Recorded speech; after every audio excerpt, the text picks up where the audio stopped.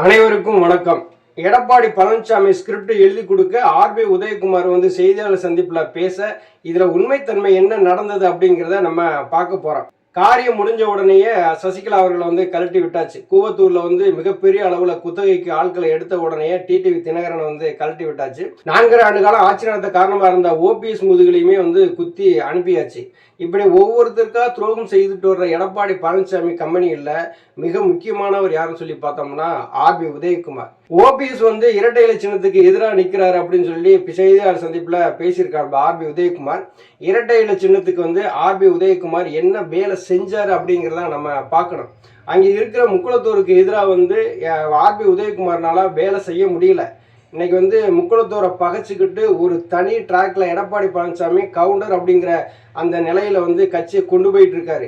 அதிமுகவில் முக்குளத்தூர் மிகப்பெரிய பொறுப்புல வரக்கூடாதுங்கிறதுல எடப்பாடி பழனிசாமி கண்ணும் கருத்துமா செயல்படுகிறாரு.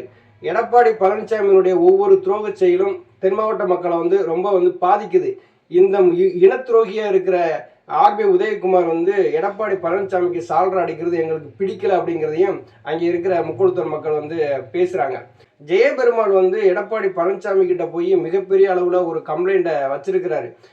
இது ஆர்பி உதயகுமார் இரட்டை இலை சின்னத்துக்கு வேலை செய்யல, எந்த இடத்துலயும் பிரச்சாரத்துக்கு வரல, காசு பணமும் கொடுத்து உதவல, எல்லாத்தையுமே அவர் சுருட்டிக்கிட்டாரு.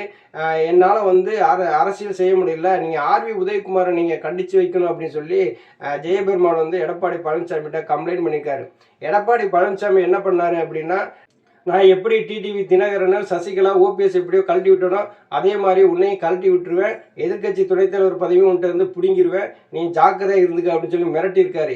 மிரட்டிட்டு எடப்பாடி பழனிசாமி என்ன சொல்லியிருக்காருன்னா, நீ எதிர்கட்சி துணைத் தலைவர் பதவி உனக்கு வேணும் அப்படின்னா நீ ஓபிஎஸ் எதிர்த்து பேசியே ஆகணும் அப்படின்னு சொல்லியிருக்காரு. அது கூடவே என்ன சொல்லியிருக்காரு அப்படின்னா, நான் ஒரு ஸ்கிரிப்ட் எழுதி தர்றேன், அந்த ஸ்கிரிப்டில் என்ன இருக்கோ அதை அப்படியே போய் நீ செய்தியாளர் சந்திப்பில் சொல்லிடு அப்படின்னு சொல்லியிருக்காரு. அப்படியே செய்தியாளர் சந்திப்பில் ஆர்பி உதயகுமார் பேசியிருக்காப்புல.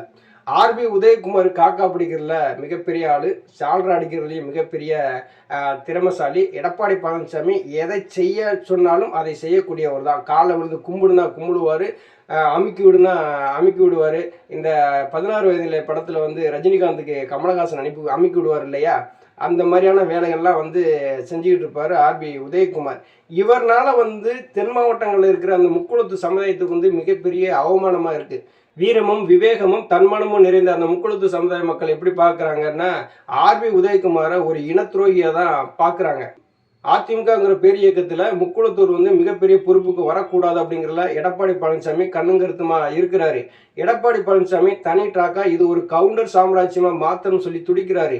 இது புரட்சி தலைவி அம்மா அவர்களும் சசிகலா அவர்களும் தினகரன் அவர்களும் ஓபிஎஸ் அவர்களுமே பங்கு பெற்ற இந்த அதிமுகவில் முக்குளத்தூருக்கான அந்த இடம் அங்கே இல்லை அப்படிங்கிறத மிக காட்டமா பேசுறாங்க. எங்க இனத்துக்கு மிகப்பெரிய துரோகம் செய்தவர் எடப்பாடி பழனிசாமி, அவருக்கு கைக்கூலியா இருந்து செயல்படுகிற அந்த ஊதுகுழலா செயல்படுறவர் தான் இந்த ஆர்பி உதயகுமார். முக்குளத்தூருங்கிற வார்த்தையை பயன்படுத்துறதுக்கு ஆர்பி உதயகுமாருக்கு எந்த விதமான தகுதி இல்லை அப்படிங்கிறதையும் முக்குளத்தூர் சமுதாய மக்கள் பேசுறாங்க. ஜெயபெருமாள் எடப்பாடி பழனிசாமி கிட்ட கொடுத்த கம்ப்ளைண்ட்ல தான் அந்த ஸ்கிரிப்டை ரெடி பண்ணி ஆர்பி உதயகுமார் பேசியிருக்காரு. துரோகம் யாரையும் விட்டு வைக்க, தன் வினை தன்னை சுடும் என்பாங்க. அது மாதிரி தான் ஐயா ஓபிஎஸ் அவர்களுக்கு நீங்கள் செய்கிற அந்த துரோகங்கள் எல்லாமே திருப்பி உங்களுக்கு ரிட்டர்ன் சேரும். அதை வாங்கித்தான் ஆகணும், அதை அனுபவிச்சு தான் ஆகணும். ஆர்பி உதயகுமார் ஒரு நாடகத்தில் போய் நடிக்க விட்டோம்னா மிகப்பெரிய நடிகராக மாறியிருப்பார். என்னமோ தெரியல, அவர் அரசியல் கொண்டுட்டாரு. அரசியல்லையும் மகா நடிகனாக இருக்காரு. விசுவாசம்னா அண்ணன் ஓபிஎஸ் அவர்கள்ட்ட தான் நாங்கள் கற்றுக்கிட்டோம் அப்படின்னு சொன்னார். இன்னைக்கு என்ன சொல்கிறாரு, ஐயா ஓபிஎஸ் அவர்கள் கட்சியில் இணைச்சோம்னா அது விஷப்பரிச்சு அப்படிங்காரு. ஜூன் 4க்கு பிறகு இந்த அரசியல் மாற்றம் எப்படி நிகழப்போகுது அப்படின்னா, எடப்பாடி பழனிசாமி, சிவி சண்முகம், கேபி முனுசாமி, ஜெயக்குமார், உதயகுமார் இந்த ஆட்கள் இல்லாத ஒரு அரசியலை தான் இங்கே உருவாக போகுது. அந்த அரசியல் அதிமுக தலைமையேற்க போறவரு ஐயா ஓபிஎஸ் தான். நீங்க என்ன வேணாலும் ஐயா ஓபிஎஸ் அவர்களை பத்தி பேசிட்டு போங்க, அதை பத்தி கவலையே கிடையாது. ஏன்னா அவன் செய்த வினை அவனுக்கு தெரியும். நம்ம இதை செஞ்சிருக்கோம், இதனால நம்ம அனுபவிக்கிறோம்னு சொல்லிட்டு நல்லா தெரியும்.